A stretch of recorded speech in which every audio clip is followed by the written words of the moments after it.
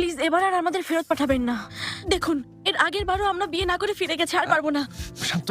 আর সম্ভব না, পারবো না। আহমেদ একটু আসবে? কিন্তু কেন? জি বলুন। হাতিজে কেউ নিয়ে এসো। আচ্ছা, সিকিউরিটি ডাকার কোনো দরকার নেই।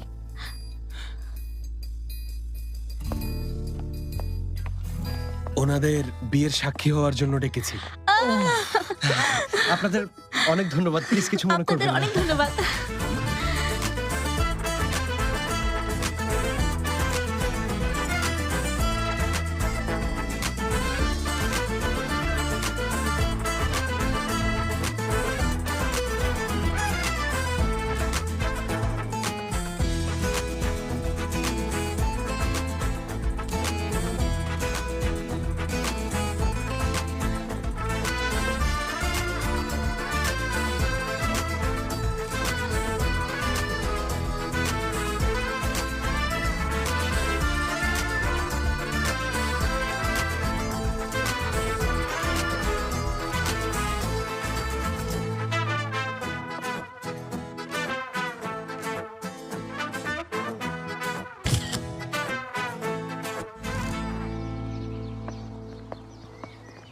আরে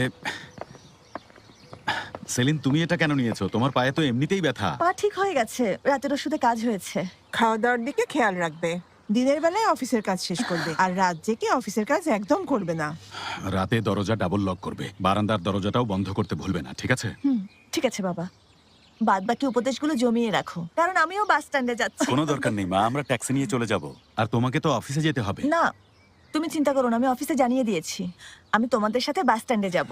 সেমি এবার নিশ্চিত হতে চাচ্ছে আমরা যাচ্ছি ও কিনা। মা, কি যে বলো না। আচ্ছা ঠিক আছে, ট্যাক্সি ডাকো। হ্যাঁ, এখনই ডাকছি।